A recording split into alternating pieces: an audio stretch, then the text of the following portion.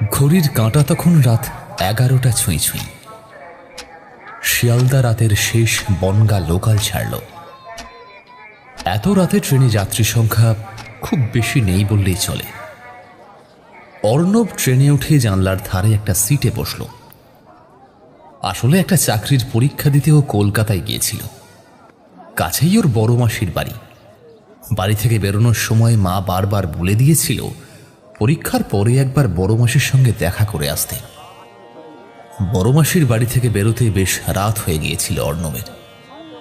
যদিও ওর মাসি এবং মেশো বারবার বলেছিলেন যে আজ রাতটা সেখানে থেকে কাল সকালে ট্রেনে বাড়ি ফিরে যেতে, কিন্তু বাড়িতে অসুস্থ বাবা মাকে রেখে সে থাকাটা কিছুতেই উচিত মনে করেনি।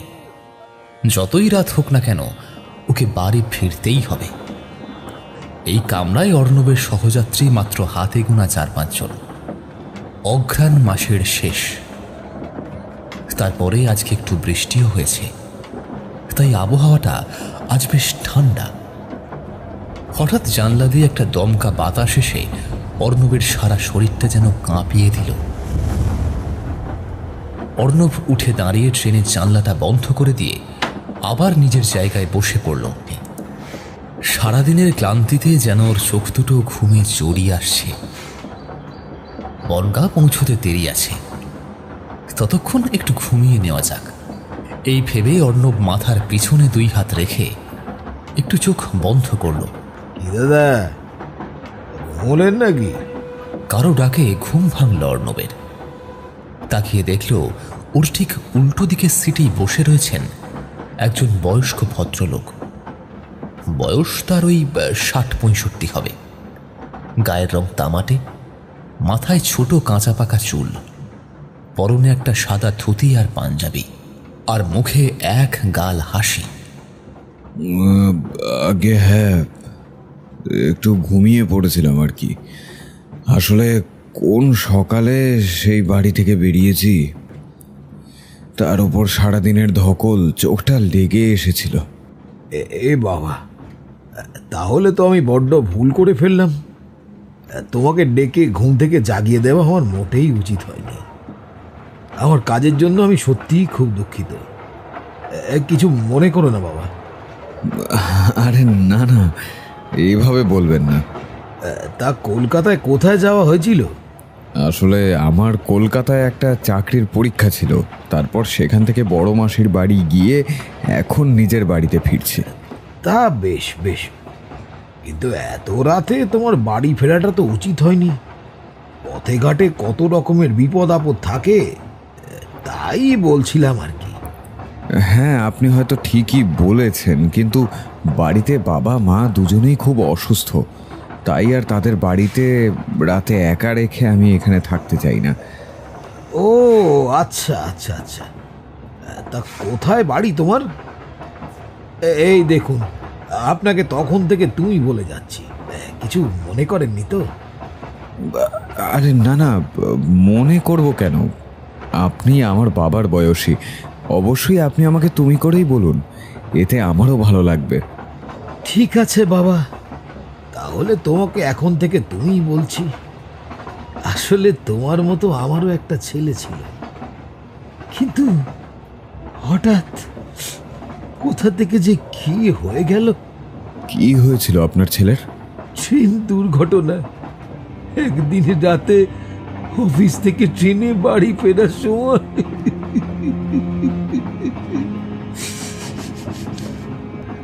দেখুন, যা হবার তা তো হয়েই গেছে, এভাবে কাঁদবেন না।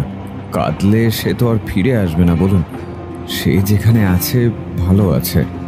ভালো নেই বাবা, সে ভালো নেই। রোজ রাতে তার কান্না আমি শুনতে পাই। ওর মা তো ছেলের শোকে অসুস্থ হয়ে আমাকে ছেড়ে চলে গেল। পড়ে রইলাম এই আমি একা।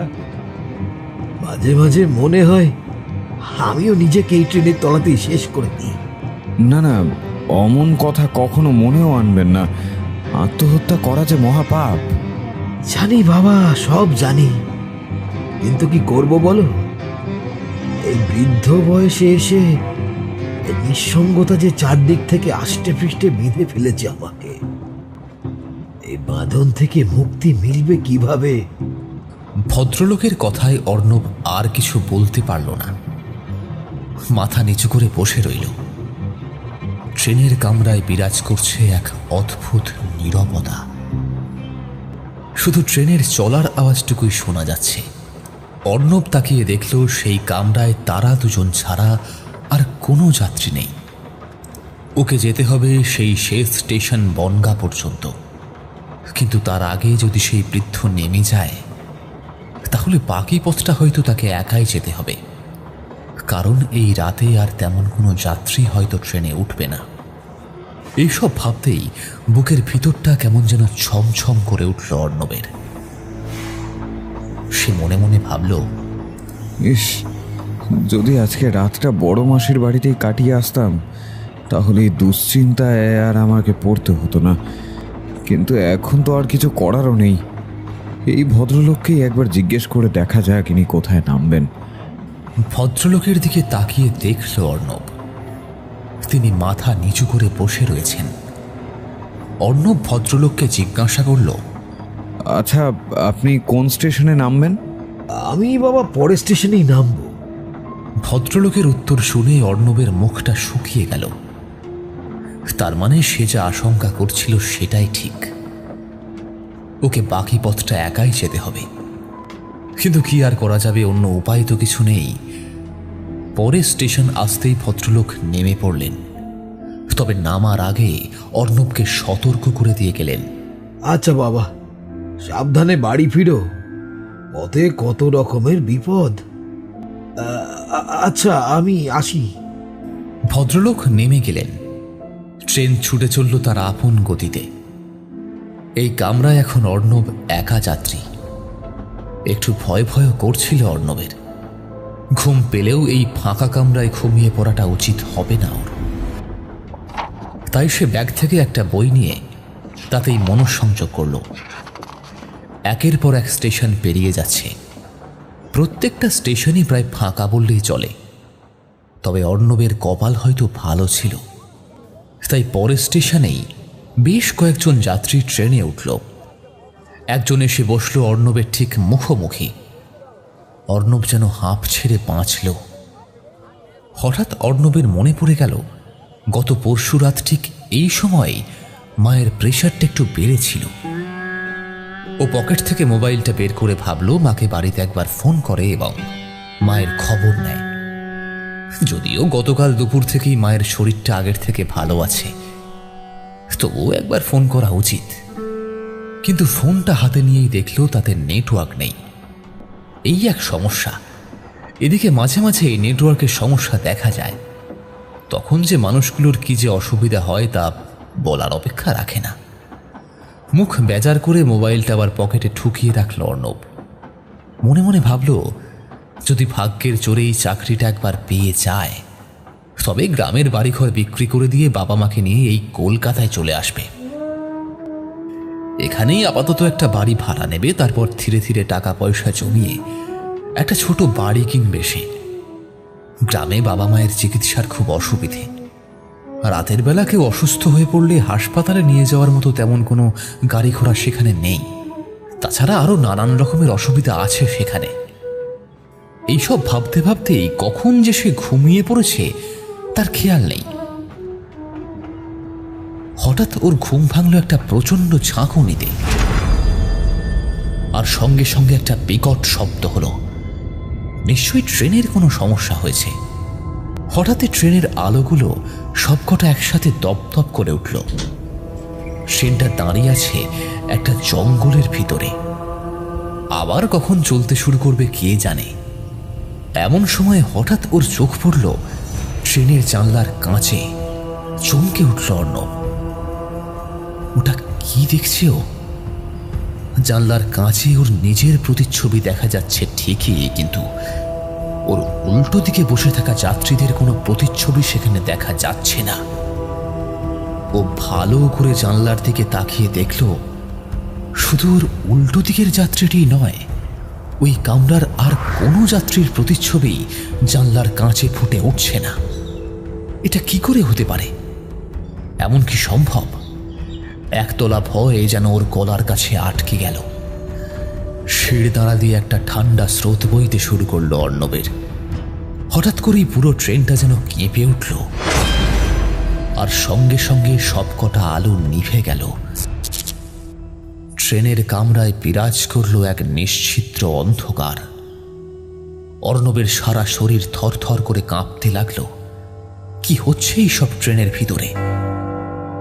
কোন কুক্ষণে যে ও মাসির কথা না শুনে আজ বাড়ি ফেরার কথা ভেবেছিল কে জানে। আজ ভালোই ভালোই বাড়ি পৌঁছতে পারবে তো? কে জানে কি লেখা আছে তার ভাগ্যে। হঠাৎ করেই ট্রেনটা আবার চলতে শুরু করলো। ট্রেনের কামরার সব আলোগুলো একসাথে জ্বলে উঠল, আর তাতে অর্ণব যা দেখল তাতে ওর হৃৎপিণ্ড দিয়ে একটা ঠান্ডা রক্তের স্রোত বইতে শুরু করলো।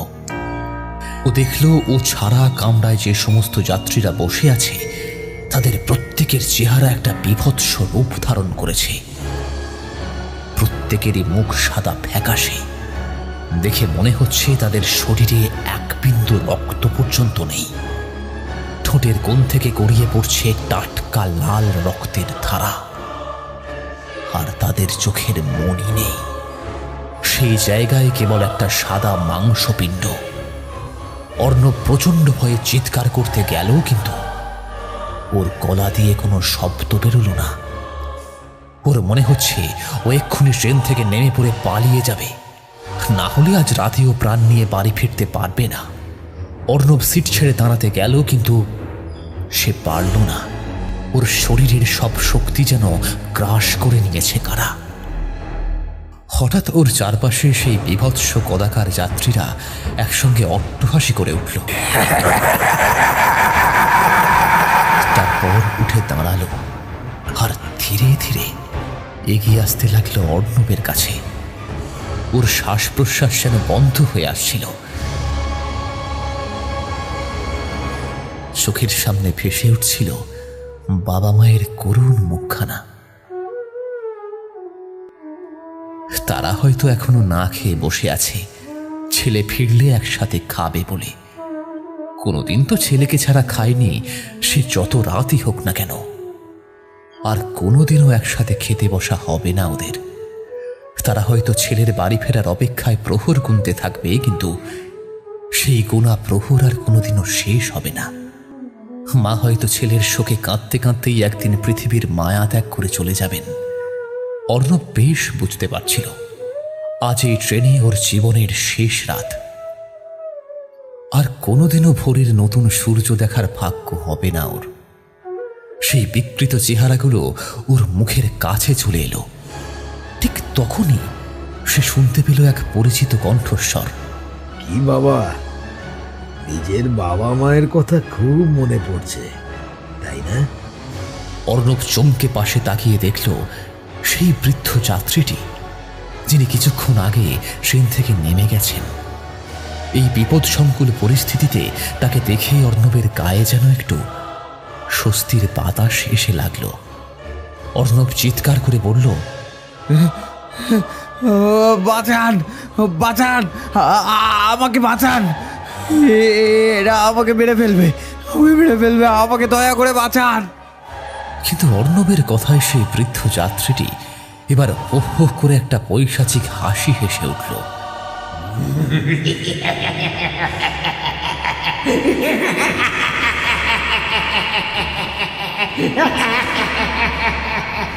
অর্ণব বিস্ফারিত চোখে দেখল সেই বৃদ্ধ, যার সাথে কিনা একটু আগে পর্যন্ত সে কথা বলেছে, তার চেহারাও অন্য যাত্রীদের মতো বিকৃত রূপ ধারণ করছে। অর্ণব কাঁপা গলায় বলল,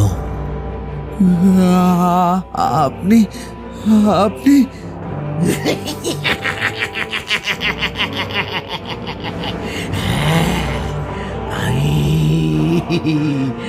আমি আর বেঁচে নেই, ঠিক এদেরই মতো সন্তান ছুটে পাগলিনী হয়ে যখন আমার স্ত্রী আমাকে ছেড়ে চলে গেলেন, সেই রাতে আমি ওই ট্রেনের সামনে এসে নিজেকে শেষ করে দিয়েছিলাম চিরদিনের মতো। আমার মৃত্যুর পরে আমার স্ত্রী আর সন্তানের সঙ্গে দেখা হয়েছে। ওই দেখো আমার চিনি টাবলু। হঠাৎ একটা বিকৃত মূর্তি ওর দিকে এগিয়ে এলো, তারপর তাকে জড়িয়ে ধরল। এবারে অর্ণব 2 হাত জোর করে তাদের কাছে মিনতি জানিয়ে বলল, দয়া করে আমাকে ছেড়ে দিন।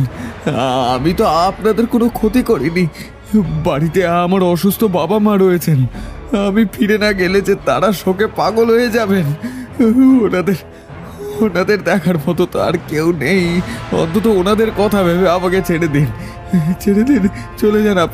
চলে যান আপনারা এখান থেকে। দয়া করে চলে যান। জানি তুমি কোনো দোষ করনি, কিন্তু আমি আর আমার স্ত্রীও তো সেদিন কোনো দোষ করিনি। তবুও আমাদের মরতে হয়েছিল। ট্রেন লাইনে ফাটল দেখা দিয়েছিল। বারবার অনুরোধ করেও রেল কর্তৃপক্ষ কোনো ব্যবস্থা নেয়নি। যার ফল ভোগ করেছিল আমাদেরই মতো কিছু সাধারণ মানুষ। সেদিনের অত বড় রেল দুর্ঘটনায় আর কেউই বেঁচে ছিল না। আমাদের মতো কত নির্দোষ বাবা মা তাদের সন্তানকে হারিয়েছে। সন্তান তাদের বাবা মাকে হারিয়েছে। কত দাদা তার বোনকে হারিয়েছে। কিন্তু কেন? কার দোষে বলো?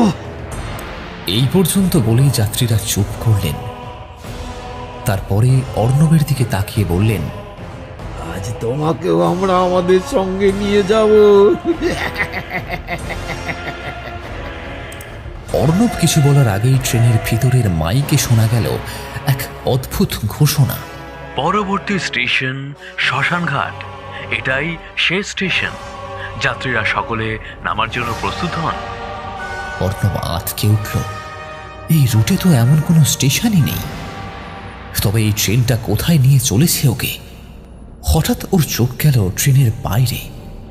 সে দেখল সেখানে রেল লাইনের পাশে দাউ দাউ করে আগুন জ্বলছে, আর অনেকগুলো কালো কালো অবয়ব সেখানে দাঁড়িয়ে রয়েছে যেন ট্রেন ধরার অপেক্ষায়।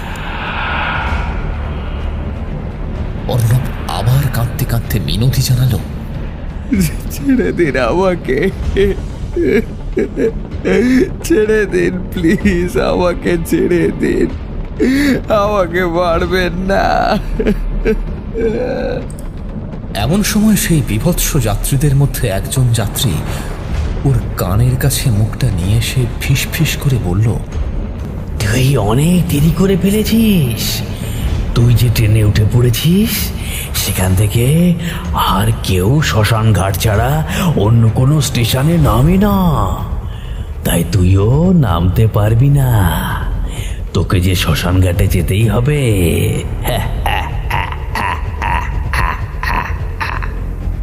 হঠাৎ ট্রেনের আলোগুলো সব নিভে গেল, আর শোনা গেল অর্ণবের আর্তনাদ।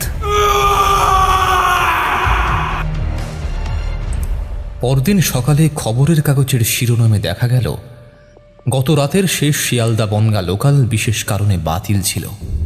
কিন্তু অদ্ভুত বিষয় হলো, কিছু মানুষ জানিয়েছেন গতকাল রাতে যখন সেই ট্রেনটি যাওয়ার সময় ছিল, তখন একটি যাত্রীহীন ফাঁকা ট্রেন নাকি সেই লাইন দিয়ে গিয়েছিল।